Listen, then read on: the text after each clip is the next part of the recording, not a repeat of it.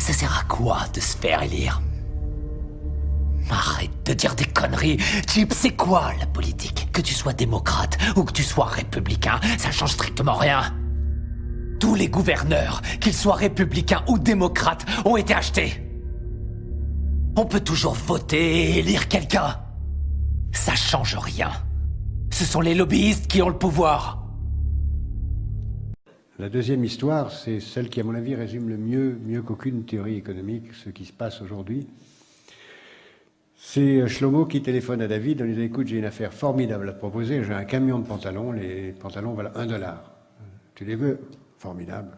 David prend les pantalons, téléphone à Jonathan et lui dit « Écoute, j'ai une affaire formidable pour toi, un camion de pantalons, $2. Tu les veux ?» Formidable. Jonathan téléphone à Shaoul qui propose $3 et l'histoire continue. Jusqu'à ce qu'un certain moment, Moshe téléphone à Christian et dit « J'ai une affaire formidable pour toi, des pantalons, $49. » Ah, formidable, 49, c'est formidable, je les prends. Le lendemain, Christian téléphone à Moshe en disant « Écoute, tu es vraiment un escroc. » « Comment je suis un escroc ?»« Mais si, écoute, tu m'as vendu $49, des pantalons immétables, qu'est-ce que tu racontes ?»« Qu'est-ce que tu sais très bien. J'ai ouvert le camion, il y avait des pantalons, il n'y avait qu'une jambe. Qu'est-ce que tu veux que je fasse avec des pantalons? Personne ne me met de pantalons qui a une jambe. » Tu n'as rien compris, c'est pas fait pour mettre, c'est fait pour acheter, pour vendre, pour acheter, pour vendre. Et c'est exactement la meilleure leçon qu'on puisse avoir sur ce qui se joue en ce moment, si vous voulez comprendre ce qui se passe dans le système financier moderne. C'est tout, vous avez tout compris quand vous avez compris cette histoire. Et l'Ukraine, on est au bord d'une... On est absolument au bord de la guerre mondiale. De la guerre mondiale? Oui, parce que pour moi, enfin, je parle sous le contrôle des spécialistes, mais nous sommes dans une guerre civile, dont, à mon avis, on n'aurait pas dû se mêler. Une guerre civile entre les Russes pro-russes et les Russes différents qui sont en Ukraine, une partie des Ukrainiens. Et cette guerre civile peut, si on s'y laisse entraîner, conduire à une guerre mondiale. Absolument. Attali nous dit la solution, c'est le gouvernement mondial, la Banque centrale mondiale. Oui, il termine en disant tout ça est une utopie bien lointaine, mais intellectuellement, il est obligé de le mentionner. Je trouve ça régulier de sa part. C'est important d'ailleurs. Donc je pense qu'il faut viser le gouvernement mondial comme une stratégie. Et d'ailleurs, quand les gouvernements parlent du G20, c'est une illusion, une sorte de retard avant le gouvernement mondial. On va vers ça. Est-ce qu'on ira à la place de la guerre ou après la guerre? Je ne sais pas. Mais c'est ça qu'il faut viser.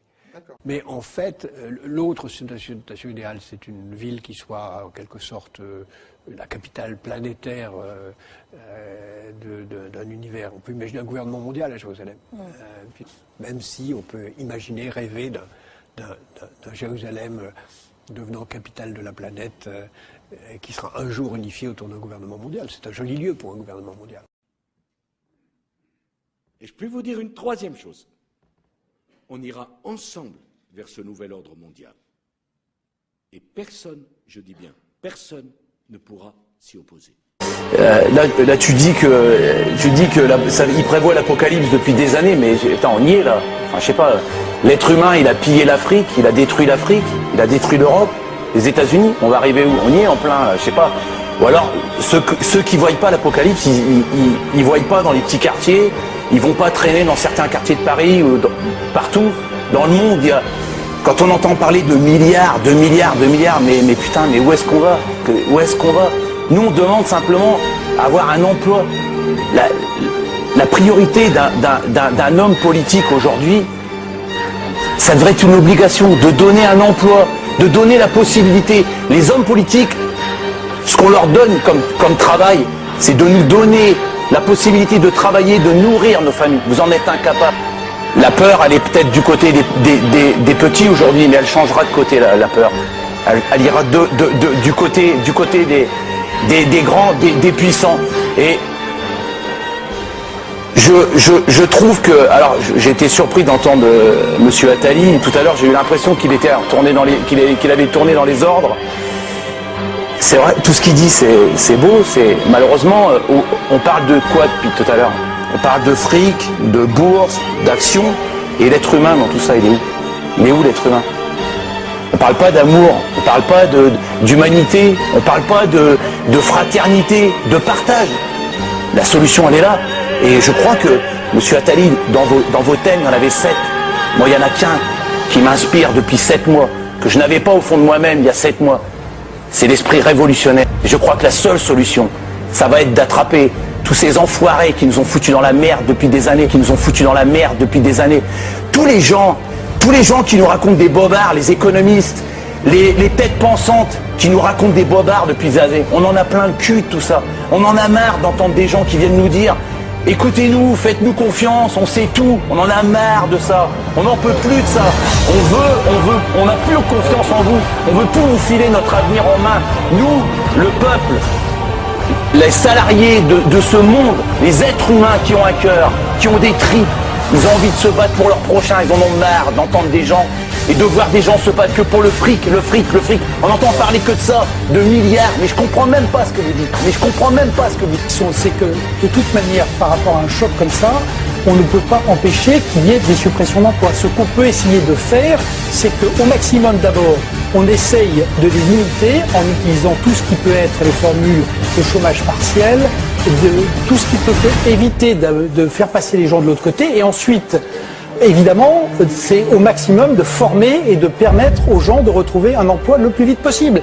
Mais on ne peut pas être uniquement dans le fait de tout geler, parce que ça, c'est la meilleure manière de supprimer définitivement les activités justement sur le long terme. Et là, le court terme, il est très simple, on gèle tout, on empêche les licenciements, et derrière, on a une catastrophe économique. On a déjà vécu... Malheureusement, ça continue. Ça continue. Alors, j'ai deux autres là, choses. malgré tout ce qui se passe, il a encore le même discours qu'il avait il y a des années et des années. Les entreprises qui licencient, comme Continental, comme Molex, mais c'est que des entreprises qui font des milliards de bénéfices. Votre alibi de il faut absolument licencier pour sauver l'entreprise, c'est des conneries. C'est des conneries. Ça fait des années que vous nous sortez les mêmes conneries. Ça suffit maintenant, ça suffit. Ça suffit. Xavier, on laisse Nicolas Bavret terminer. Vous avez entendu par quoi il a commencé? Vous avez entendu 16 millions d'euros. 16 millions d'euros pour 2 jours que l'État il a gavé. Sur le fric de qui? Nous, monsieur, la sous-préfecture, vous parlez d'une sous-préfecture. Vous savez pourquoi? Vous savez pourquoi on se battait à l'époque?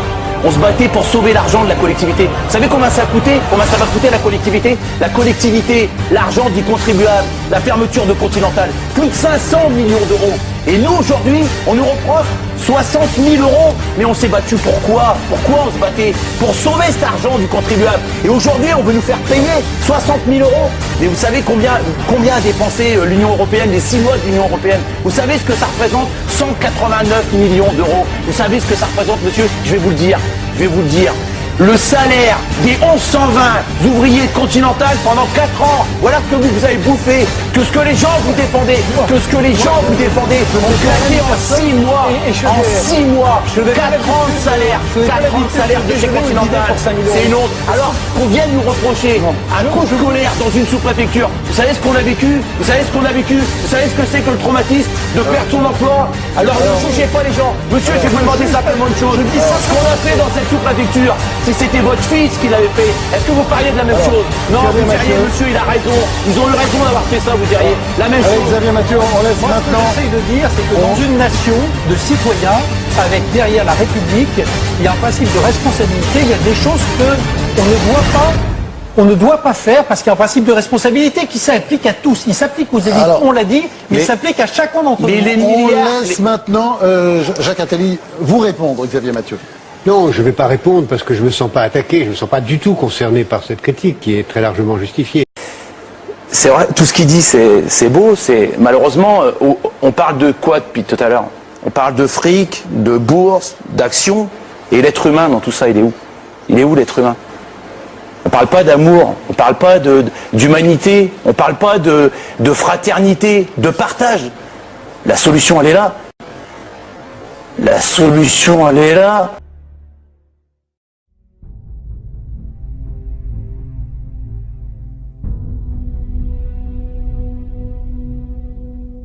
Ensemble, nous sommes le peuple. Ensemble, nous sommes légion. Ensemble, nous sommes le 99%. Ensemble, nous sommes le pouvoir. Citoyens et citoyennes de la Terre. Il est grand temps de se lever, de s'organiser et de se mobiliser pour lancer la grande opération. Changeons le monde. Tous ensemble, nous allons nous regrouper et travailler unis pour chasser les malhonnêtes qui nous dominent, qui nous détruisent et ainsi reconstruire cette belle planète qui est la nôtre. Ainsi, nous pourrons refaçonner la destinée humaine sous une autre vision, celle du monde libre. Depuis trop longtemps déjà, les gouvernements nous ont trahis et manipulés. Nous sommes esclaves d'un système malsain. Les gouvernements ont perdu leur humanité et le respect pour la vie des citoyens et citoyennes. Ce système nous ment, nous vole et nous entraîne dans la folie. La justice n'existe plus. On nous a enlevé notre droit d'expression et de liberté. En plus d'intoxiquer notre nourriture, ils ont pollué notre eau, notre terre et notre air. Les gouvernements sont corrompus, violents, menteurs, voleurs et nous entraînent dans des guerres sanglantes. Ce sont des assassins. L'humanité est en péril. Les dirigeants nous ont enfoncés dans le chaos. Ces criminels sont coupables de crimes contre l'humanité et contre le peuple. Il est grand temps de les chasser du pouvoir. Comment faire? Depuis quelques années déjà, depuis les manifestations mondiales contre ce système malsain, nous avons vu des leaders surgir de la population, des leaders hommes et femmes qui en ont assez de cette vie absurde, des hommes et des femmes qui désirent changer ce monde, des hommes et femmes qui souhaitent vivre autrement, vivre humainement et intelligemment, vivre libre, égaux et heureux, dans un monde différent. Dorénavant, nous ne serons plus les esclaves du pouvoir en place. Nous allons les battre à leur propre jeu. Tous ensemble, citoyens et citoyennes de la Terre, nous allons nous organiser, nous mobiliser et choisir des représentants partout dans le monde. Tous ensemble, nous allons choisir des élus parmi les nôtres, parmi le 99%. Tous ensemble, nous allons voter pour nos élus et gagner les élections et ainsi chasser du pouvoir les criminels, les voyous et les grands profiteurs du monde. Nous allons faire un monde nouveau, repensé avec nos priorités et notre mode de vie. Nous allons créer une nouvelle ère, où tous seront libres et égaux. Ensemble, nous allons vaincre ce mal qui nous ronge. Ensemble, nous allons reprendre notre droit. Ensemble, nous allons refaçonner la destinée humaine. Ensemble, nous sommes le peuple. Ensemble, nous sommes le pouvoir.